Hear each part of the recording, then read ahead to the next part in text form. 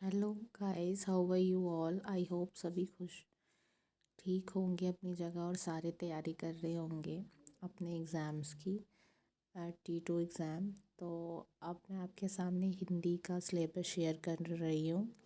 इसमें आपको जहाँ पे मैंने टिक मार्क लगाए हुए हैं T2, वो सारे आपको चैप्टर्स आएंगे हिंदी में।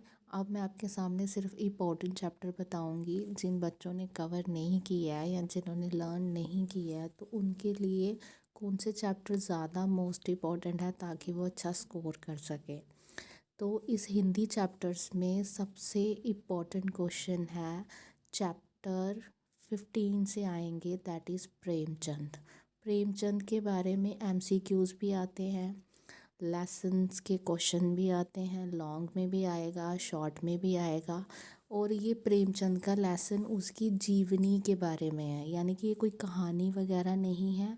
प्रेमचंद का पूरे जीवन की कहानी है कि उन्होंने अपनी पूरी लाइफ टाइम में क्या किया, अपना जीवन कैसे बिताया। उसके बाद है जम्मू कश्मीर में हिंदी। अब देखो, एक कॉमन सी बात है, JNK बोर्ड का पेपर है। आप जम्मू में रहते हो तो आपको जम्मू कश्मीर में हिंदी की क्या विशेषता है, उसकी क्या वैल्यू है, इसके बारे में आपको पता होना चाहिए सारा। अब देखो, ये निबंध भी आ सकता है। जैसे निबंध आप लिखोगे तो आप जम्मू कश्मीर के बारे में बताओगे, ठीक है।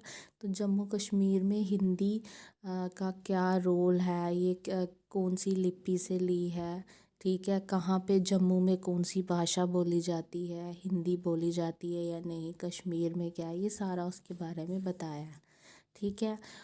ये है, मैंने निबंध बता दिया, जीवनी बता दिया। और आएगा सुदामा का चरित्र। ये लास्ट चैप्टर है, बट ये मोस्ट इम्पॉर्टेंट चैप्टर है और इसका आपको ज़्यादातर पेपर में पूछा जाता है। अब इसकी पंक्तियाँ आपको हमेशा हर एक पेपर में पूछी जाती हैं हर साल। तो आपको इसकी सारी पंक्तियाँ, जैसे T2 में जो इम्पोर्टेंट है, जो बार बार पूछी जाती हैं, वो कर लेनी है। सुदामा का चरित्र एक सार जो होता है वो ज़्यादा आता है। मतलब अगर आपको 4 मार्क्स का आएगा या 5 का आएगा तो ये ज़्यादा लॉन्ग है। तो अगर आप अच्छे से कर लोगे तो आपके नंबर अच्छे आएंगे, ठीक है। ये कविता है, इसके शब्द अर्थ भी हैं, इसके क्वेश्चन आंसर्स भी हैं, तो ये इम्पोर्टेंट है। उसके बाद है ओ नब्बे मंडराते बादल भी पूछा जाता है ज़्यादा पेपर में। जब भी आएगा ओ नब्बे मंडराते बादल की कविता और सुदामा चरित्र की कविता, दोनों में से हमेशा पूछा जाता है, ठीक है। फिर उसके बाद है अखबारी लोटा कहानी का 1 या 2 क्वेश्चन आएगा, ज़्यादा नहीं आएगा, ठीक है। फिर उसके बाद है जब जब सिलिमा ने बोलना सीखा, जो चैप्टर 11 है, उसमें से 1-2 क्वेश्चन आता है, ज़्यादा डिटेल में नहीं पूछते हैं, ठीक है। अखबारी लोटा का 1-2 क्वेश्चन, ज़्यादा नहीं।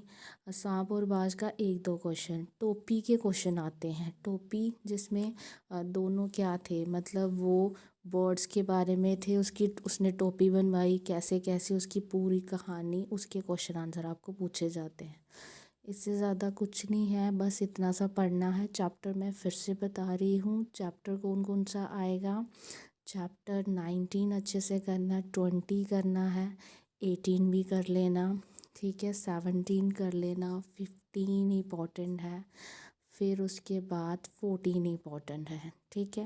दैट्स ऑल आज के लिए, ठीक है। अच्छे से प्रिपेयर कीजिए अपने एग्ज़ाम्स को। और अगर आपको कोई डाउट है या आपको कुछ भी पूछना है तो प्लीज़ मुझे कमेंट कीजिए। मेरी वीडियो को शेयर, लाइक और सब्सक्राइब ज़रूर कीजिए मेरे चैनल को, और ज़्यादा से ज़्यादा शेयर कीजिए। Thank you.